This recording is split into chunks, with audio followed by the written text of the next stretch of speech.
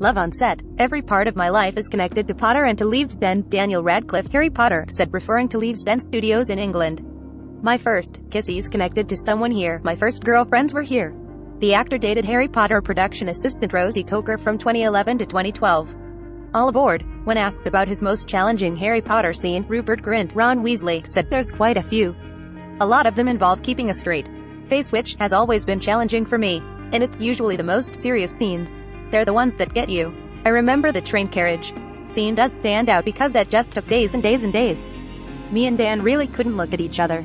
A hairy situation. In the 2005 movie Harry Potter and the Goblet of Fire, the fourth film in the series, Harry Potter and Ron Weasley sport longer, shaggy haircuts. My one bone to pick with director Mike Newell is that every year when we finish the film they said, "Don't cut your hair over the summer, well cut it when you get back and well decide what they want to do," Daniel Radcliffe said. And me and Rupert Grint both dutifully grew our hair for months in. Dan came in, and he's like, "Oh, yeah, great." And we're like, no. You're not leaving us like this? We're supposed to be becoming teenagers and dating girls in this film. That's not what it's going to be, is it? So, I think we were pretty devastated as we realized that it was. But I still love the iconic scene. It's hard to pick one favorite Harry Potter memory, really, Tom Felton, who played Draco Malfoy. I suppose the Great Hall. I'll always remember that the first time I walked through the Great Hall, and it still gives me the same sort of tingles as it did then. James Phelps, who played Fred Weasley, shared similar sentiments, saying, "My overall memory of the first movie would be when we first walked into the Great Hall for the first time, because it was exactly like the scene when Harry and Ron are walking in and everyone's looking around with their mouths open. It was exactly like that." Ginny's pep talk. Bonnie Wright, who played Ginny Weasley, recalled her fondest memory from the first movie, Harry Potter and the Sorcerer's Stone. "I was only in the one scene in platform 9 3/4 and I didn't have a line in the script to the point, and then director Chris Columbus gave me a line on the first day, so I was very excited to suddenly be saying, 'Good luck' as Harry goes through into the platform," she said. And it felt like just such a lovely kind of addition on that day. I felt like I didn't get too nervous because it was just happening in that moment. The wizarding world of Harry Potter. Ivana Lynch, who played Luna Lovegood, recalled being a part of a Harry Potter world that is so rich, so textured, and so beautifully drawn by J.K. Rowling. And yet the main characters are all very relatable people, she said. They have these special powers, but they're normal teenagers who are struggling with the same sense of inadequacy, insecurity, and questioning what their purpose is in the world, and just figuring all that out. Sponsored links by Taboola. Learn all about stocks with eToro's platform. eToro. Learn more. How to be Hermione. One of the highlights of my part was when I had to pretend to be Hermione pretending to be Bellatrix, Helena Bonham Carter said, referring to a scene in the 2011 movie Harry Potter and the Deathly Hallows Part 2, the eighth and final film.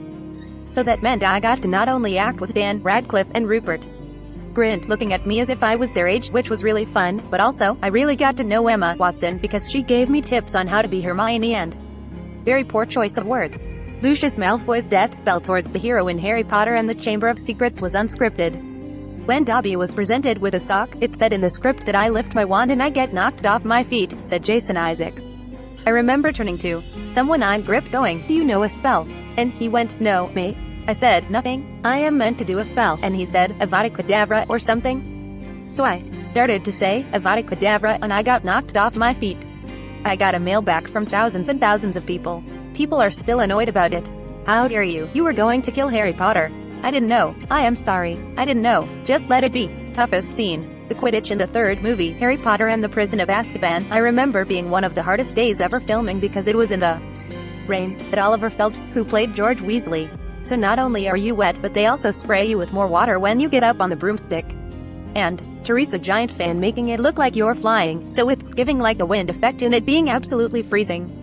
That would be my one memory of anything being tricky. That would be it. Sponsored links by Taboola. Bricker Rab Suxathant KSD CBW Mimi Kakai K Exib Fang. Karsam Thailand. Click Tini. "Do we like this circle, yes or no?" Emma Watson reminded me the other day of the amount of passing of notes in classrooms, in sets that were classrooms, Daniel Radcliffe said.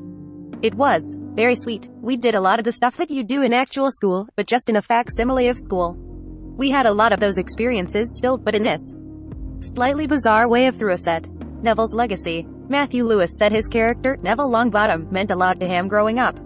"Not least because I played him, obviously, but just what he stood for, really, the goodness in him," he said. "The fact that through all of life's challenges, Whether he was bullied at school or the things that happened in his childhood to his parents, he never veered from the path. He always stayed true to his ideals, to what he believed in, and what was the right thing to do. He continued, "That's kind of hard, I think. People do get rocked by a lot, and Neville got rocked by a lot, and he never let it shift his morals, his ethics. I think that's important. He could have been forgiven for holding some bitterness and resentment at life, for everything that happened to him. And he never did. And he worked tirelessly to fight the good fight. And that's the incredible strength of character. He's a beacon of light in the story, I think, and an inspiration for us."